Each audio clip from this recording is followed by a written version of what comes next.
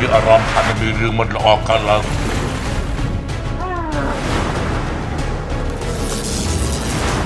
វានឹងខ្លាចជាដំណើរកំសាន្តដ៏អស្ចារ្យបំផុតកតាបវេទមន្តគុណតើម៉ាស៊ីននោះនៅណាដល់ពេលដែលពួកឯងត្រូវជួយខ្លួនឯងហើយ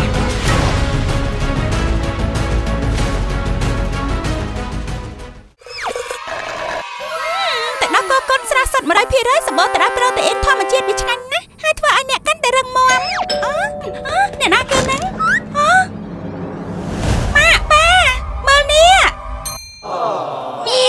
វមៀវ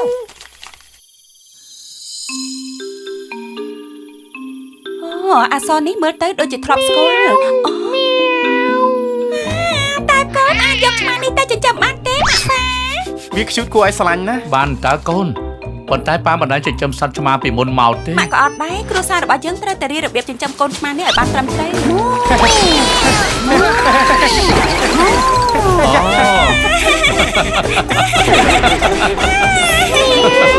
ពេលអាយនេះហើយកូនឆ្មានេះមើលទៅកាន់តែគួរឲ្យស្រឡាញ់នេះថាខ្សែកមួយទៀតគ្រួសារខ្ញុំមានកិច្ចការត្រូវធ្វើថ្ងៃនេះអញ្ចឹងឯងនៅផ្ទះជាមួយម៉ាម៉ាដឹងទេកុំធ្វើបាបកូនឆ្មាតូចនេះដឹងអត់មានសេរីភាពហើយហ៎ឆ្មាខ្មៅមកពួកយើងលេងជាមួយគ្នាទៅលេងម្នាក់ឯងទៅយើងមិនបែបជាមិនរបស់ឯងនេះអាសត្វគោប្រាប់ជើងមកមើលតើគ្រួសារកសិករអស្ចារ្យលះវត្ថុទឹករបស់ពួកគេនៅទីណាមិន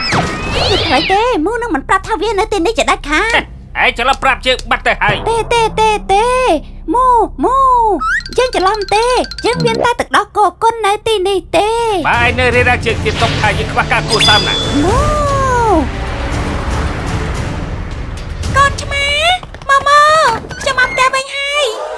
មិនបានផ្ទះរញ៉េរញ៉ៃម្លេះម៉ាម៉ានិយាយថាមិនមែនជាកំហុសរបស់ម៉ាទេវាជាល្បិចរបស់កូនឆ្មាខ្មៅម៉ា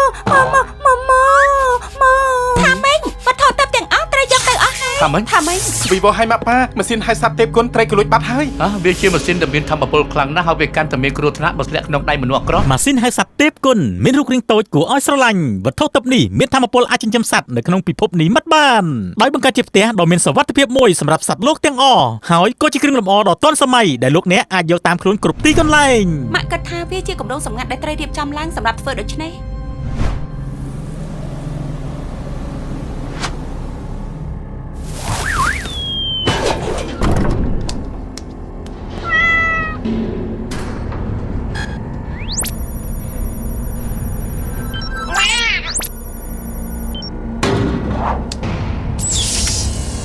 អូយច្បាស់មកវិញហើយច្បាស់មកវិញហើយ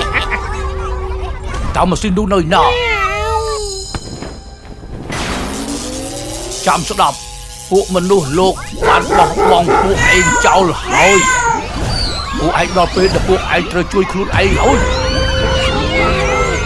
តាមពិតជាគម្រោងការរបស់បព្វពួកដុកទ័រដឺសដែលបានលួចបញ្ជូនឆ្មាខ្មៅឲ្យលបចូលទៅក្នុងផ្ទះរបស់គ្រួសារកសិករអស្ចារ្យដើម្បីលួចយកម៉ាស៊ីនថាមពលទាំងនោះតើនឹងមានរឿងអ្វីកើតឡើងជាបន្តទៀតសូមរងចាំទស្សនាភាពបន្ទាប់របស់លើបគុណ